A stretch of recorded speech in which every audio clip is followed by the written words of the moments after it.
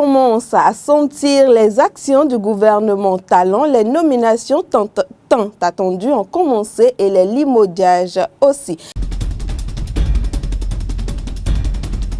Désormais, la Société béninoise des manutentions portuaires Sobemap, le Conseil national des charges du Bénin et la Télévision nationale du Bénin ont de nouveaux directeurs. Vous découvrirez leur nom dans les infos. Et suite à la nomination du responsable communication média au Palais de la Marina, les professionnels des médias livrent leurs attentes. Cotonou en campagne contre les inondations, les 3 CI. Où en est-on avec ce programme et le décrétage des grandes décisions du Conseil des ministres? Voilà l'essentiel des titres de votre rubrique Les Infos. Mais vous aurez aussi le plateau de décryptage et bien entendu la revue hebdomadaire. Mesdames et messieurs, bonsoir et bienvenue. Massim Arotondi, journaliste diplômé du CESTI, Centre d'études des sciences et techniques de l'information de Dakar, est désormais le remplaçant de Wabi Boukari à la tête de la télévision nationale du Bénin.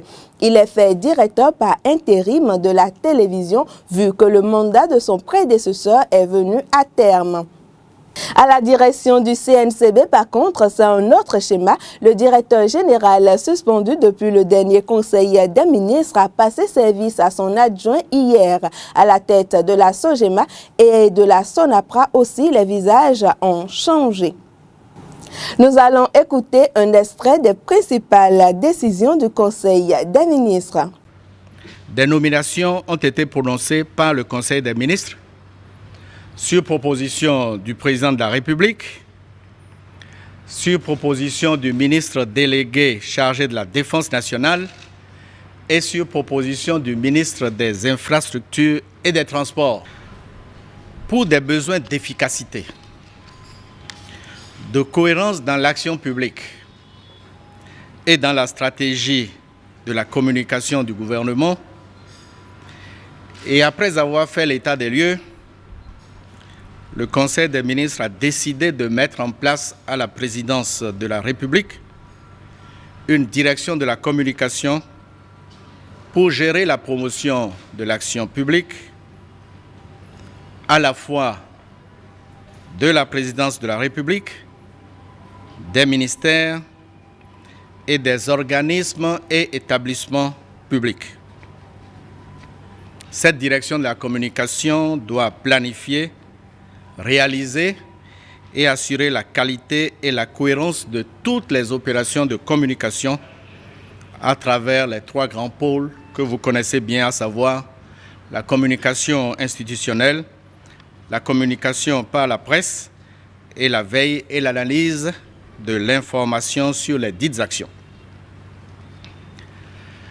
4e point de ce compte rendu. Le ministre des Transports, le ministre des Infrastructures et des Transports a présenté au Conseil le rapport d'inspection de l'aéronef présidentiel, inspection de navigabilité qui a été effectuée le 11 mai 2016 par une équipe conjointe de l'Agence nationale de l'aviation civile et des spécialistes de nos forces aériennes, en présence du représentant et de l'équipe technique du propriétaire de l'aéronef.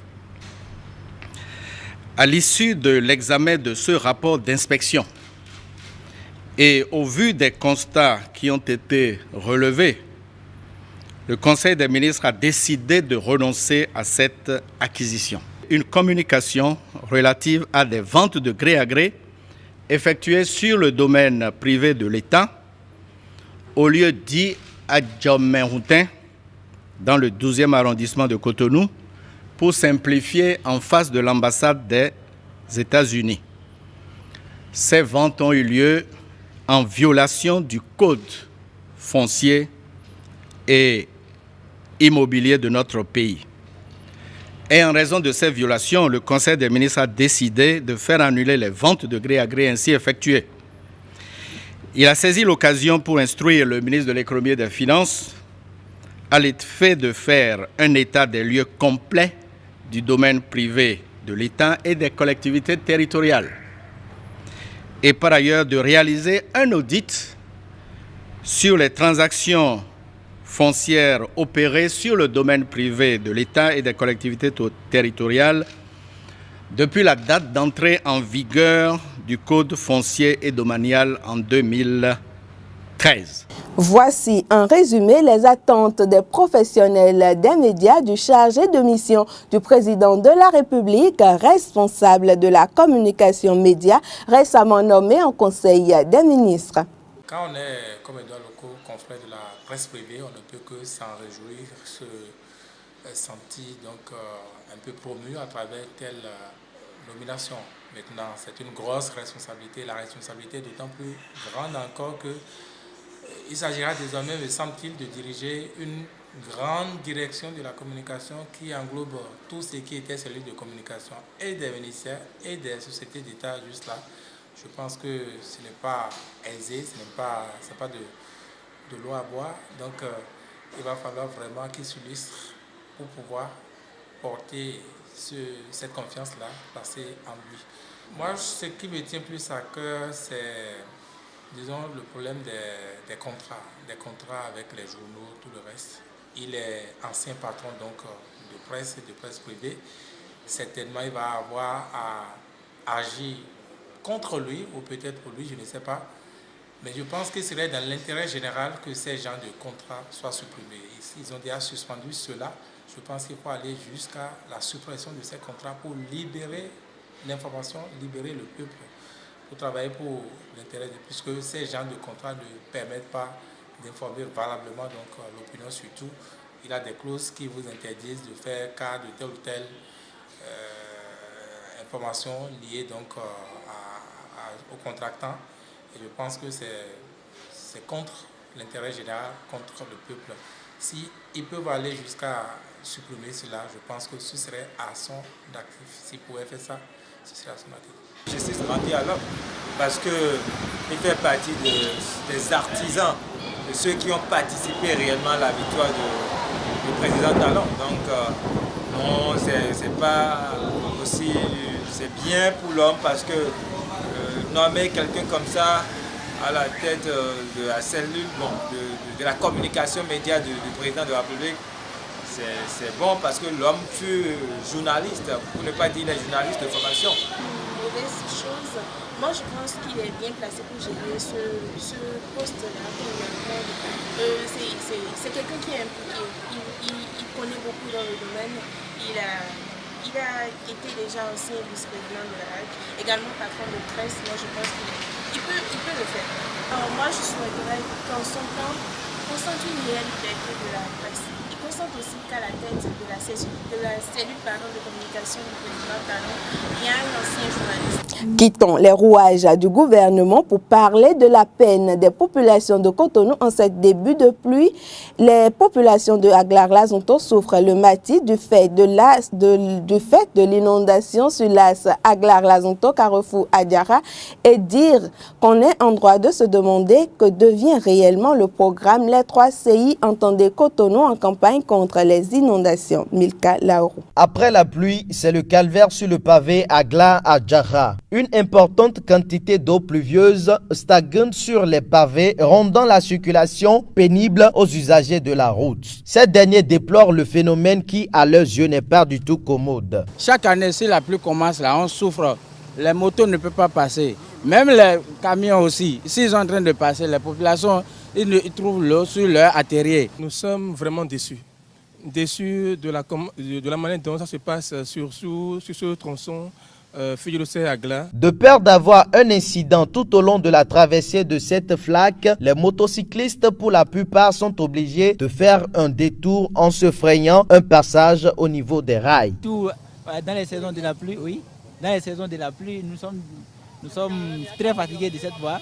La voie interne n'est pas praticable et nous n'arrivons pas à passer, surtout qu'il y a une petite pluie seulement, la voie sinon, et les motos arrivent à s'arrêter dans l'eau. Au-delà du fait que cette mare défie motocyclistes et automobilistes, elle cause préjudice aux sociétés et autres vendeurs installés au bord de son lit. Nous qui avons nos boutiques, nos maisons ici, Ça fait déjà, disons, des mois que nous nous plaignons, mais rassurez-vous que nous ne vendons plus du tout. Très difficile, hein, parce que aux saisons pluvieuses là, on a des difficultés à vendre. Franchement, on a des difficultés, les clients ne viennent plus. Les populations déclarent que malgré les multiples descentes des équipes municipales dans le souci d'éradiquer le mal, toutes les tentatives sont restées vaines. Cependant, l'espérance de ces usagers et riverains est tournée vers la nouvelle équipe gouvernementale pour un nouveau départ. Plusieurs actualités ont secoué cette semaine et voici un résumé à travers la revue hebdomadaire que nous propose Enoch Larani.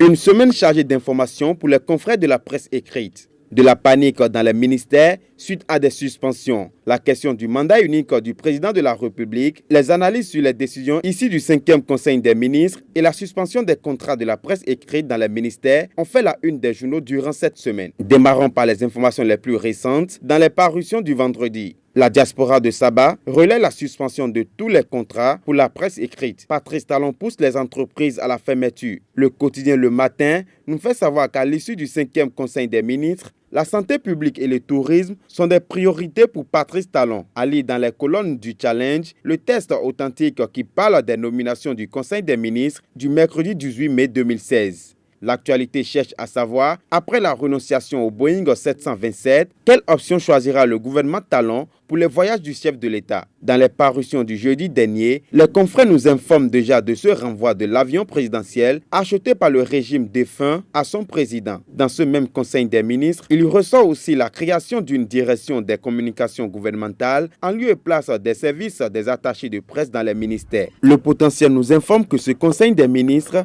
a mis également sur le tapis le secteur de la santé. Le déficit en personnel sera bientôt un mauvais souvenir, nous garantit le journal. C'est toujours dans ce même Conseil des ministres qu'a été rendue publique la nomination de Edouard Loko, ancien vice-président de la RAC, au poste de chargé de mission du président de la République et prend aussi en charge le portefeuille des médias. Le journal L'Économiste estime que c'est pour avoir battu la campagne pour la victoire de l'homme de la rupture que Edouard Loko a été nommé au Palais de la République. Descendons dans les parutions du mercredi où l'événement précis titre « Première mesure et action du régime Talon ». La rupture entre la folie de suppression et le bien des Béninois. Toujours à la une du quotidien L'événement précis, gouvernance à l'aide de la rupture, Patrice Talon nomme en catimini des collaborateurs. L'économiste nous fait savoir que les chefs d'entreprise attendent Patrice Talon pour sa promesse de paiement de la dette intérieure. Pour FES Info, situation économique et financière tendue dans les entreprises, Patrice Talon doit sauver les prestataires de l'État. Toujours dans les parutions du mercredi dernier, mais cette fois-ci à l'Assemblée nationale. Les quotidiens L'événement précis, La Guérite, L'Informateur et bien d'autres nous font savoir qu'à l'Assemblée nationale, le groupe parlementaire Bénin Uni et Solidaire est né et c'est l'honorable Akhenatonde qui en assure la présidence. Flash Info, renchérit en relayant Akhenatonde et 10 députés, crée le groupe parlementaire Bénin Uni et Solidaire qui soutiendra toute initiative visant à promouvoir une gouvernance exemplaire dans notre pays. Un tour sur les unes du mardi dernier pour finir. Karim Tchabisika, vice-président de la Commission des réformes, s'est prononcé sur la question du mandat unique du président de la République dans un entretien réalisé par les confrères de la radio RFI, relayé cette semaine par le quotidien Nouvelle Expression. Karim Tchabisika explique que le mandat unique du président de la République pourrait être 5 ans, 7 ans ou 9 ans. Tout compte fait, le nouveau président de la République ne dépassera pas 10 ans dans son mandat unique. Il fait son retour sur le plateau décryptage de Info Hebdo. Leandro Kodo, bonsoir. Bonsoir Yannick. Vous allez bien? Très bien. Un plaisir de vous retrouver. Un plaisir partagé. Kadé Achero, bonsoir. Bonsoir Yannick. Vous l'avez compris, le décor a changé. Je suis désormais avec mes deux confrères de la rédaction de Esaü TV et c'est l'instant décryptage. Décryptage de ce jour autour des questions les grandes décisions du Conseil des ministres. Cotonou en campagne contre les inondations, alors même que nous avons, suite à 2 ou 3 pluies, nous avons déjà nos pieds et nos moyens de locomotion plongés dans l'eau. Nous allons parler de tout ça, mais avant, nous avons pris l'habitude, n'est-ce pas, du couteau tiré entre les deux. Alors ce soir, le couteau tiré, ce sera entre Kadé Achirou et Leandro Kodo, et ce sera sur la notion de la polygamie. Donc, moi, j'observe. Leandro Kodo, êtes-vous pour la polygamie? Oui, je ne suis pas pour la... Attendez, je vais reprendre cette question. Je ne suis pas pour la polygamie. Je suis totalement contre la polygamie parce que je suis un pur produit de la polygamie, étant issu d'une famille totalement polygame à plusieurs femmes. Donc, j'ai grandi dans ça et je vis jusqu'à aujourd'hui. Je subis les répercussions de ce choix de mon père quelques années plus tôt. Mais aujourd'hui, vous êtes marié, Leandro Kodo. Est-ce que vous trouvez normal qu'un homme dit qu'il est monogame? Parce que moi, je ne suis pas pour, par exemple. Pour répondre à votre... Si vous permettez, d'habitude, je suis silencieuse, mais Kader, vous n'allez pas faire à Leandro le coup que vous avez fait à une autre. Non, parce que je vais revenir, je le vois venir, je le vois bien venir. Je le vois bien venir, je vais le prendre de contre-pied. Je le vois bien venir. Donnez vos arguments. Pourquoi est-ce que vous défendez la polygamie? Et il dira pourquoi il défend la... Je pense qu'un homme normal ne peut pas dire qu'il est monogame. Non. Parce que moi, quand j'entends le concept de polygamie, je vois ça même au-delà de celui qui a 2-3 femmes. La polygamie, j'appelle tout homme polygame. Du moment où vous êtes marié et que vous avez des copines dehors, j'appelle ça aussi de la polygamie. Parce que vous ne dites pas aux autres que, bon, on leur dit toujours que je veux vous marier, je veux vous épouser. Donc, tout ça, c'est de la polygamie. Et je trouve qu'un homme normal qui est vraiment, c'est pas dans ses aptitudes humaines et de garçon, ne peut pas dire qu'il se limite à une seule femme dans une chambre. Quand il sort, il va rencontrer d'autres. Non. Kader Achirou, je crois que vous parliez, vous faisiez allusion tantôt à la virilité. À la virilité. C'est pas à vous que je vais démontrer ma virilité, mais attendez. Je ne suis pas obligé d'être polygame avant d'affirmer ma virilité. Je ne peux partager ce point de vue avec vous qu'à un seul niveau, c'est-à-dire du côté de la religion. Étant musulman, la polygamie, étant musulman, vous et moi, donc je crois que c'est le seul point où on peut, sur le seul terrain où on peut s'entendre. Le Coran nous a autorisé, nous a autorisé à avoir au moins 4 femmes. Mais la religion musulmane n'a pas obligé. La religion, jusqu'aujourd'hui, personne n'a été obligé. Et que votre femme a accouché, et que vous avez envie de satisfaire vos instincts sexuels, vous n'allez pas me dire que vous allez coucher avec cette femme. Vous n'avez-vous pas reçu une éducation? Ne savez-vous pas comment... Et la mère sert à quoi? Ne savez-vous pas quelle... Ne saviez-vous... Mais bien sûr, moi je l'ai reçu. Je vous ai dit depuis le début, je viens d'une famille musulmane. Je viens d'une famille, d'une famille polygame. Très tôt, ma mère a vite fait de mettre en évidence tout ce qui peut constituer dérive ou conséquences, je ne sais quoi, tout ce qui peut m'amener à emprunter ce chemin dans l'avenir. Donc, moi, je m'en suis écarté jusqu'à aujourd'hui. Et dans ça, c'est sur ça que je reviens sur l'éducation. Parce que si vous faites, vous n'avez pas d'enfant, si vous avez... Moi, ma mère me chante chaque jour par exemple de ne pas être polygame. Une mère ne va jamais vous dire par exemple d'être polygame. Ça, c'est tout à fait normal. Mais le choix vous revient. Vous avez plus de 18 ans. Le choix vous revient. Moi, mon choix est d'être monogame. Quand vous rentrez dans votre ministère, est-ce que vous vivez, vous ne pouvez pas me dire par exemple que bon, je décide d'être monogame, j'épouse peut-être, je sais pas, Bella ou quelqu'un, j'épouse celle-ci et c'est fini, je ne vais plus toucher aucune femme. Vous ne pouvez pas me dire ça. Non. Et quand la religion musulmane va jusqu'à prouver, je ne veux pas peut-être rentrer dans certains détails coraniques, mais quand la religion musulmane va vous dire que vous êtes obligé jusqu'à marier 1-2 femmes, c'est dû à certaines choses. Certaines choses qui ont amené peut-être, je sais pas. Mais la religion n'oblige personne. Ça n'oblige pas, mais merci. Mais c'est légal. N'oblige pas. Ça veut dire que tous les musulmans ne sont pas polygames. Tous les musulmans, mais pour la plupart, ils sont polygames. Parce que quand vous avez une femme, et c'est ça que je vous dis. Ce qui est sûr, dans le contexte actuel, dans le contexte que nous vivons actuellement, vous savez combien la location? Vous savez la location ça coûte combien?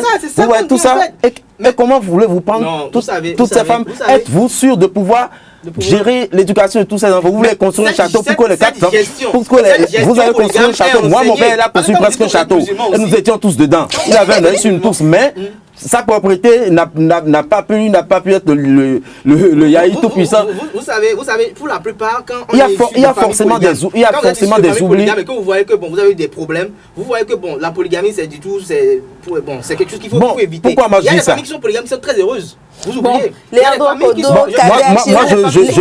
ferme la discussion à mon niveau sur une dernière phrase. Je justifie mon choix de la monogamie. Pourquoi? Parce que la polygamie ne permet pas aux parents d'accorder toute l'attention nécessaire à l'éducation des enfants. Donc ça, c'est non, Cadet, non, vous n'allez pas conclure. Vous n'allez pas conclure. Moi, j'adhère la polygamie. Cadet, vous n'allez pas. Pour moi, c'est pas forcément. Vous me permettez. Vous n'allez pas conclure. Vous n'allez pas celui qui a 2 femmes, mais celui qui a des copines dehors, des maîtresses dehors. Donc, pour moi, la polygamie est faisable. Voilà. D'accord. À couteau tiré donc sur la notion de la polygamie, c'était bien nous le entre. Leandro Kodo et Cadet Achérou, ils avaient du verbe. Et là, nous allons les prendre sur des sujets politiques et voir s'ils vont développer les mêmes talents. Leandro Kodo, vous avez sans doute suivi le dernier Conseil des ministres. Oui. Les grandes décisions, nous allons parler surtout du rejet de l'achat de l'aéronef. Pourquoi pensez-vous, est-ce que cette décision, elle est bonne ou mauvaise, de renoncer à l'acquisition de l'aéronef? D'abord, je fais un petit état des lieux. Oui. Cet aéronef, on dit qu'il aurait été renvoyé vers son pays d'acquisition, c'est-à-dire l'Afrique du Sud. C'est un Boeing 727 Super 127, je crois. Alors, cet avion a été acquis à la veille du départ du prédécesseur de Patrice Talon. Le nouveau départ étant un régime de contrôle minutieux, ils ont jugé vraiment important de revenir sur ce dossier. Je crois que le 30 avril dernier, le ministre Romy Hervé était avec quelques responsables de l'ANAC, dont un inspecteur, Prudencio Bianzin, je crois. Sur les lieux, ils ont visité l'avion et ils ont tiré des conclusions peu rassurantes. Si je me rappelle bien les mots de cet inspecteur, M. Prudencio Bianzin, disait que l'avion présidentiel militaire n'était pas fait pour être géré par des civils, mais plutôt par des militaires. On a remarqué, il y a eu des révélations vraiment troublantes. Lesquelles vous pouvez partager ça avec nous? Nous allons parler, le premier d'abord, c'est les conditions du contrat, les conditions contractuelles. Ils sont revenus à 2 milliards, un montant de 2 milliards 500 000, je crois, dont 500 millions de dollars ont été avancés et ils ont renvoyé l'ancien avion du Bénin, ils l'ont renvoyé vers l'acheteur, vers le vendeur du nouvel avion et ont complété la moitié d'un milliard de dollars. Et actuellement, je crois qu'ils doivent redevoir à cette tierce personne quelque chose de 3 milliards, je crois. Bien. Le problème qui se pose à ce niveau, c'est que le président Yahya Boni, excusez-moi, le mot c'est un peu foutu de nous, parce qu'il allait, un avion présidentiel, il allait acquérir l'avion d'une tierce personne, un avion qui ne détient pas de certificat de navigabilité, certificat de navigabilité non conforme au certificat établi pour ce genre d'engin. Bref, il y a beaucoup d'anomalies, beaucoup d'anomalies. Et puis, je me rappelle aussi que le vol inaugural était de Cotonou à Parakou, qui a été applaudi par le régime dernier. Il paraît que, suite aux investigations, que cet avion n'a jamais fait un long voyage et qu'il n'était pas sûr que ce certificat de navigabilité qui leur a été établi provenait d'un aéroport de renom tel que... Ça a quand même fait le retour Bénin, Afrique du Sud pour retourner à ses vendeurs. Merci Leandro Kodo. Cadet Achérou, dites-nous, est-ce que le rejet de l'acquisition de cet aéronef aura des répercussions sur l'économie béninoise? Répercussions sur l'économie béninoise, je ne veux vraiment pas en parler. Est-ce qu'on ne va pas payer des dommages et intérêts puisque l'autre gouvernement l'avait déjà acheté? L'autre gouvernement l'a déjà acheté. Oui. L'autre gouvernement l'a déjà acheté. Mais je veux m'intéresser au fait sur le rejet en fait de cet aéronef. Parce qu'il s'agit d'un aéronef. Répondez déjà à ma question et dites non, après. Si vous dites ça, ça aura des répercussions parce qu'il y aura forcément un dédommagement, il y aura de pertes. Il y aura de pertes à ce niveau. D'accord. Et je me dis, un avion qu'on a acheté et qu'on a mis une commission militaire à l'époque qui a piloté le dossier. Et ce dossier a été piloté avec l'actuel directeur de cabinet militaire du président Talon, qui a piloté le dossier et qui a favorisé Abou Yahi d'acheter cet avion. Et on a clamé cet avion sous le régime Yahi. Aujourd'hui, Patrice Talon au pouvoir, on a fait des investigations, on a fait des contrôles. On trouve que l'avion là n'est pas navigable, ne peut pas peut-être assurer ses fonctions au Bénin. Et donc on décide de renvoyer l'avion. Dans le point de presse, pour ne pas dire le compte rendu du Conseil des ministres, le ministre d'État, le ministre d'État Pascal Yvonne Koupaki disait que l'inspection a été faite avec des agents de l'avion, des forces aériennes, avec des forces aériennes. Mais à lire un peu et à colporter un peu les investigations des confrères et autres, on voit que en fait, les forces aériennes disent autre chose. Parce que le certificat de navigabilité qu'eux ils disent qu'ils cherchent dans l'avion, eux ils disent que ça se trouve dans la queue, au niveau de la queue de l'avion. Vous voyez un peu? Mais eux ils disent que non, que c'est dans l'avion. Je vois que je dis, mais ça veut dire que c'est des gens qui ne maîtrisent pas la chose qu'on a envoyée là-bas. Parce que si d'autres disent que c'est au niveau de la queue, est-ce qu'ils ont cherché sur l'avion entier pour dire que ça n'existe pas? Ça fait un. Maintenant, de deux, comme ils disent que ce dossier-là a été mal géré, parce que je prends ce dossier-là aussi comme un scandale qu'on peut payer à deux autres. Le dossier a été mal géré et qu'aujourd'hui, maintenant, celui qui a piloté, qui faisait partie parmi des pôles qui ont piloté ce dossier-là, aujourd'hui, le gouvernement de rupture fait sa promotion.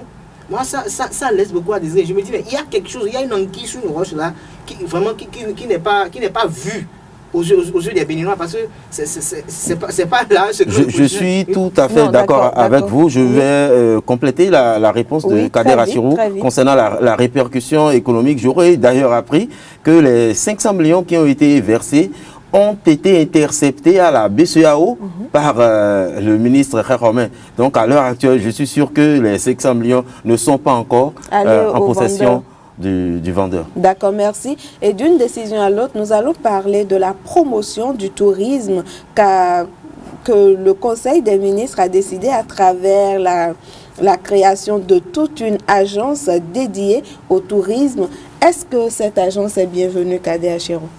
Je trouve que oui, avec le projet La Route des Pêches, cette agence aura de quoi s'occuper.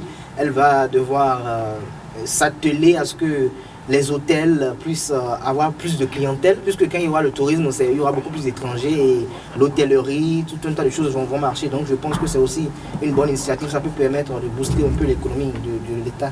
Il faut quand même dire que dans d'autres pays, le secteur du tourisme est un secteur porteur. Et au Bénin, nous avons beaucoup de choses à vendre. Nous avons les chutes, les collines, les mamelles des montagnes. Nous avons plein de choses, nos berges lagunaires, qui ne sont pas très salubres, mais quand même. Leandro Kodo, une agence de promotion du tourisme, de développement du patrimoine, c'est une première pour moi et c'est à féliciter. L'initiative est à féliciter. Tant qu'on est béninois et qu'on sait que le Bénin, patrie du vaudou, regorge de beaucoup de centres ou de sites touristiques pouvant quand même impacter sur le secteur économique béninois. Pour moi, c'est une très belle décision aussi parce qu'elle sera pourvoyeuse d'emplois et aussi de devises compte tenu des multiples chaînes d'hôtels, les sites touristiques les musées qui seront développés. Donc moi je crois que c'est une très bonne initiative. Patrice Talon, ça prouve vraiment que son premier combat c'est de renflouer les caisses et essayer quand même de rétablir rétablir l'économie, c'est-à-dire essayer de compenser le vide laissé par le régime précédent. D'accord. Et parlant de Patrice Talon, il y a déjà des départs, notamment au CNCB, à l'OETB, et tout ça hier, du dernier conseil qui a eu le 18 au vendredi 20, il y a déjà eu plusieurs passations de services. Kader Achirou, Massim Marotondi, directeur de la télévision nationale, ça vous fait quoi, vous? Massim Marotondi est directeur, pas intérim, de l'OETB. Pas de l'OETB, de la télévision. De la télévision, plutôt, oui. J'allais dire. Je trouve qu'il peut changer quelque chose à la télévision nationale. Il peut faire ses preuves, puisqu'on connaît quand même Massim Marotondi dans l'arène journalistique. Mais ce que je vois, je dis et je me demande, c'est on a reproché à l'OETB quoi sous Yahi? C'est le fait que les journalistes de l'OETB obéissaient à l'exécutif. Mais en fait, je me demande, Le RTV doit obéir à qui en fait? Il doit au peuple. Oui. Mais le peuple, c'est qui? Quand on parle de l'État, c'est le peuple aussi, mais il doit obéir à qui? Il doit obéir au gouvernement. Donc, il y aura toujours peut-être une main invisible du gouvernement qui va toujours influer pour dire non, faites ci, faites ça, pour pouvoir calmer les choses. Et quand ça, ce que l'ORTV doit faire, l'ORTV est le service public et ne doit pas, faire des choses en position d'opposant. Donc, il y aura toujours cette mouvance-là qui va planer. La nomination ou la passation de service qui vous a intéressé, vous particulièrement, c'est Ernest Tindo qui devient le directeur général du CNCB. Oui, Ernest Tindo, ce jeune pur produit du CNCB qui a franchi presque tous les échelons. Et il a été nommé au poste de DGA le 26 novembre dernier, et en remplacement de Joseph Rondja. C'est un monsieur qui est vraiment talentueux et qui a de l'énergie qu'il a mis depuis tout ce temps à la disposition du CNCB, ce qui explique, selon moi, son ascension vraiment rapide. Et si vous jetez un coup d'œil dans son CV, vous verrez que c'est un monsieur qui maîtrise vraiment ce domaine dans lequel il est, c'est-à-dire les transports, les logistiques. Il a fait même un peu de journalisme à l'école de journalisme de Lille, je crois. Il a un master en management de journalistique, je crois, management des médias et beaucoup d'autres titres s'approchant quand même de son domaine, c'est-à-dire les transports et les logistiques. Donc pour moi, c'est la promotion des valeurs telles que cela avait été prédicté par le projet de société du nouveau départ qui continue. D'accord. Donc, un jeune de 28 ans désormais à la tête du CNCB, on ne peut que lui souhaiter bon vent. Alors, nous allons parler de cette interview que le président Patrice Talon a accordée au journal Le Monde. Kader Chérou, vous avez lu l'intégralité de cette interview. Dites-nous déjà les grands points que vous en avez retenus. Je dirais que c'est une interview qu'il a réalisée avec le journal Le Monde. Une interview que moi je trouve, avant de parler des points, je trouve un peu bizarre parce que pourquoi Patrice Talon n'a pas encore accordé une interview à Fraternité, pourquoi pas au matinal, pourquoi pas Elizabeth TV, pourquoi pas l'informateur, et c'est au Monde. Je dirais que Patrice Talon se prête beaucoup plus même aux médias occidentaux. Et ce que j'ai retenu rapidement, quand on a parlé du PPA, du dossier Kassa, il a répondu qu'il n'y a aucun dossier qui est de la Kassa, c'est le dossier PPA 2. L'homme avoue qu'il n'est plus, je sais pas, disons, dans le sens opérateur économique, qu'il a cédé certaines de ses parts à ses enfants, et voilà. Et d'autre part, il a même dit que si Boniaï, si au cours des audits, on doit interpeller Boniaï et qu'il a commis des crimes, il ira devant la justice et la justice va en désirer. Donc je trouve qu'il s'est bien exprimé pour ma part dans cette interview. Seulement que ce que je déplore, comme je l'ai dit tout à l'heure, c'est qu'il n'y a pas eu de médias. Mais c'est quoi les grands points saillants de son intervention? Sinon les points saillants, je voulais dire. Les points saillants, c'est ce qu'on sait d'habitude, que le pays va très mal. Il a évoqué la question de l'énergie qui lui tient à cœur aussi. D'accord. Il a aussi évoqué la bonne gouvernance qu'il veut prôner, qu'il veut partir en triomphe à la fin de son quinquennat. D'accord, je cite Patrice Talon. Il dit « Ça va vous choquer, mais ce que je fais, c'est d'abord pour moi-même. Je pense à moi tout le temps. Je sais que le ciel m'a donné quelque chose. J'ai un certain génie. Je voudrais désormais que ce génie ne soit pas juste pour le mien, mais qu'il serve mon pays. » Léandro Kodo, oui. Un vrai égoïste à la tête du Bénin ou juste un patriote qui a envie de servir son peuple? Oui, je dirais un patriote qui a envie de servir son peuple, même si jusqu'à aujourd'hui, ni vous et moi, ni ses véritables compagnons ne savent la véritable raison pour laquelle il a décidé d'être président de la République. Il était un homme d'affaires, le magnat du coton, le roi du coton, tant respecté. Aujourd'hui, il s'est converti dans la politique. En fait, concernant cela aussi, il a dit pendant l'interview qu'il a toujours voulu venir dans la politique et qu'en fait la décision était venue il y a 1 an et demi pendant qu'il était à un conseil d'administration du groupe Accor et qu'il était évasif. Tout le monde l'a remarqué parce qu'il était soucieux, il pensait à la courbe descendante qu'empruntait le pays en cette période. Patrice Talon a aussi évoqué, c'est bien, il a parlé de ces hommes comme Kader Achirou l'a dit, il a aussi évoqué le président Yahi. Déjà, il a dit qu'il a cédé ses actions à ses héritiers, donc il n'y a plus conflit d'intérêt. Conflit d'intérêt, et le journaliste l'a relancé, il lui a demandé comment il allait vivre. Il a dit qu'il disposait des biens immobiliers et qu'il allait poursuivre avec la vente des actions dans les différentes sociétés. D'accord. Vous parliez de conflit d'intérêt. Oui, pourquoi? Dans ce sens, parce que quand je cède mes biens à mes enfants, je trouve que j'ai toujours intérêt parce qu'il s'agit de mes enfants. Donc, que Patrice Talon dise qu'il n'y a plus de conflit d'intérêt, il s'agit de ses enfants. Donc, l'entreprise demeure familiale. Elle demeure familiale, en fait. Parce que quand il a élégué ça à ses enfants, ça demeure toujours Talon. Parce que les enfants ne portent pas autre nom, ce sont des talons. Donc, il sera peut-être tenté à un instant donné de favoriser ces entreprises. Il serait tenté, ça c'est sûr et certain, il serait tenté de favoriser ses enfants. Parce qu'on a vu, il y a eu aussi avec ses enfants aussi. Puisque le monsieur dit d'abord que tout ce qu'il fait, il le fait pour lui-même. Pour lui-même. Je vais revenir sur un point un peu important, c'est déjà la nationalisation en 2012 du secteur coton. Donc il a renvoyé aujourd'hui maintenant ce secteur, il a décidé de le privatiser parce qu'il a remarqué que depuis 2012 que le secteur du coton avait été nationalisé, que nous avons enregistré des résultats vraiment tristes, décevants, et qu'il souhaite actuellement la production de 260 000 tonnes par an. Donc Patrice Talon, pour un début, a promis au moins 300 000 tonnes pour la campagne prochaine. Et ce choix, parce que le journaliste de Le Monde, Serge Michel, je crois, a beaucoup insisté dessus.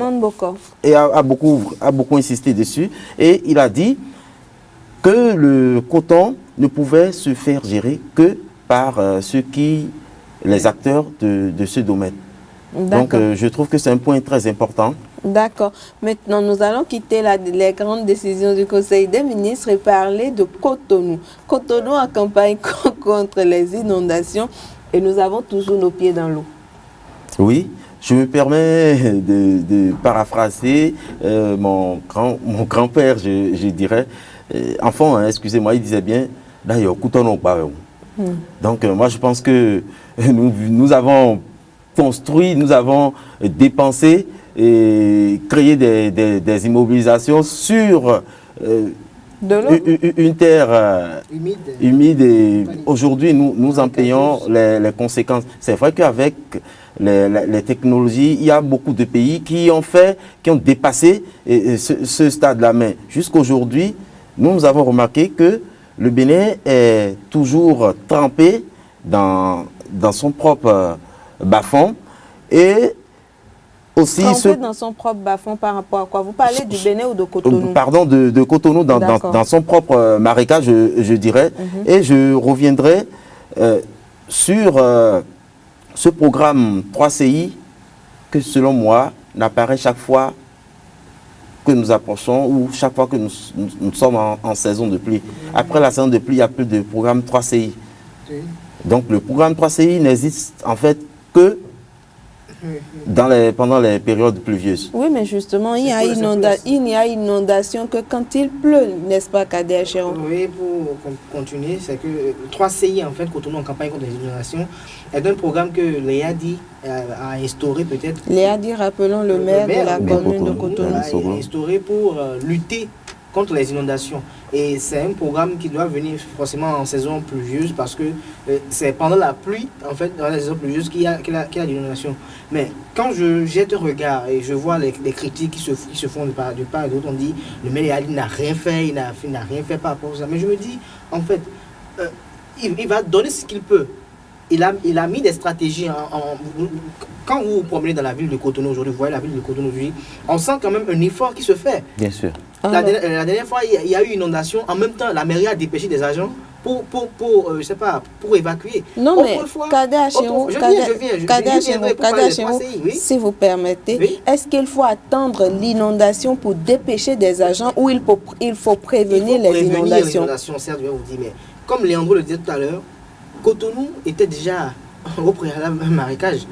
Et on a construit dedans. Et tout le monde veut vivre aujourd'hui à Cotonou. Les maisons poussent comme, c'est pas des mauvaises herbes dans Cotonou. Et c'est de grandes maisons, de belles villas. Et on croit que les zones de ruissellement vont passer par où?